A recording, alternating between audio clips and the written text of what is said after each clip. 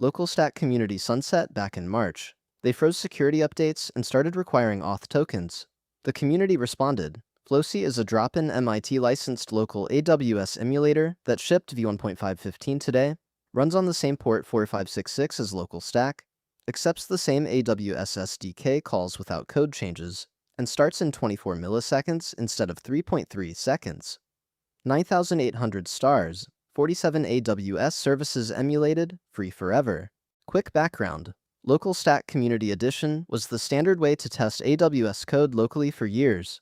In March 2026, LocalStack pushed community into maintenance mode. Security updates frozen, new features locked behind the paid Pro tier, and auth tokens required for the free path. For a lot of teams that broke CI pipelines, broke local dev setups, and broke the basic promise of free AWS testing. Floci showed up as a clean response.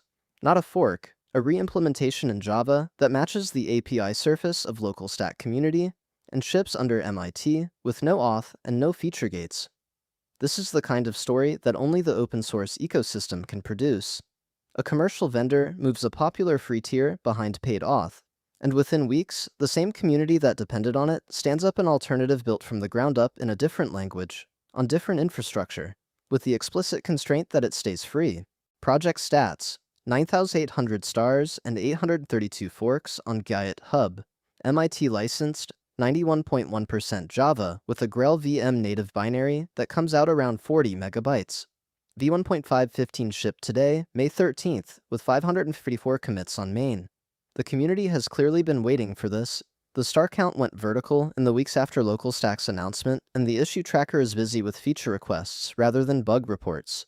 Drop-in means drop-in.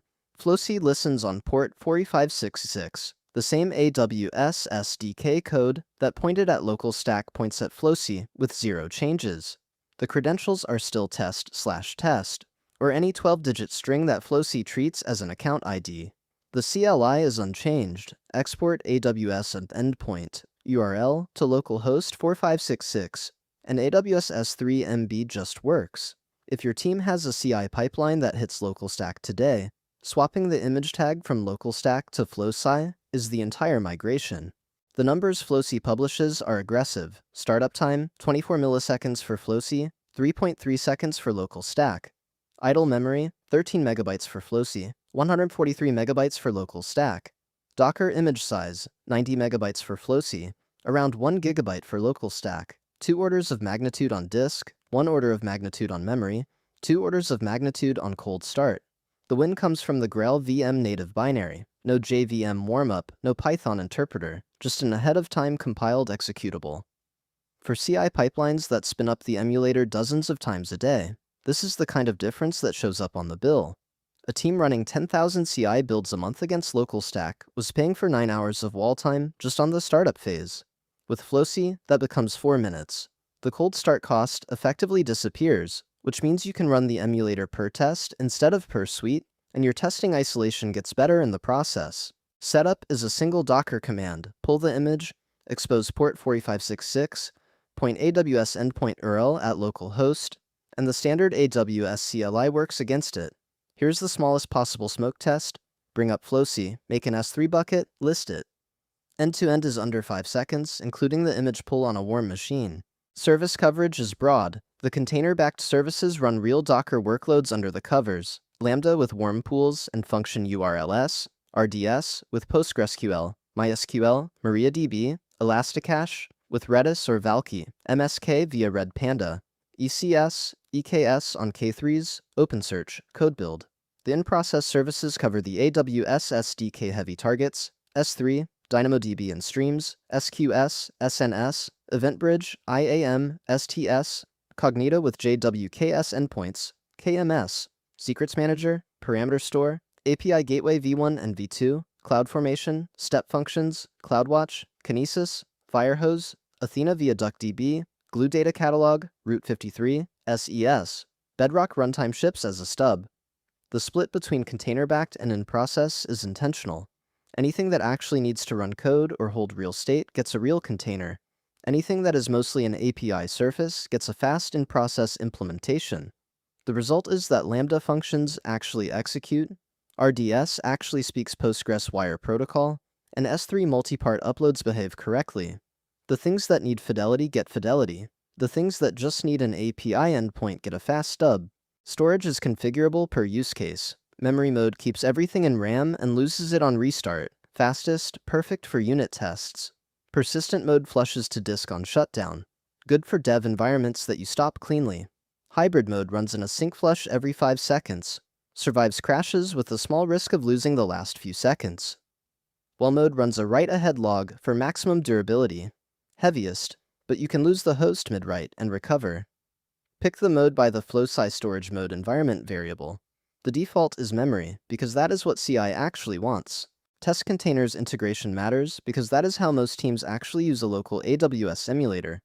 Fired up per test from inside the test harness, torn down at the end. Floci ships official Testcontainers modules for Java as iofloci/testcontainers Floci, for Node.js as the @floci/testcontainers package, and for Python as Testcontainers Floci. Go is in progress.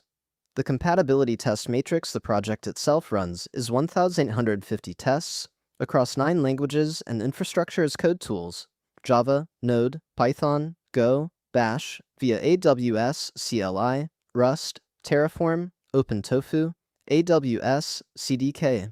That is unusually thorough for a project this young. The pattern that emerges from reading the test matrix is that Floci is being tested against the same surface area as LocalStack itself. They are not picking the easy services and skipping the hard ones. They are pushing on the edges where LocalStack historically had bugs. That posture matters more than the raw test count.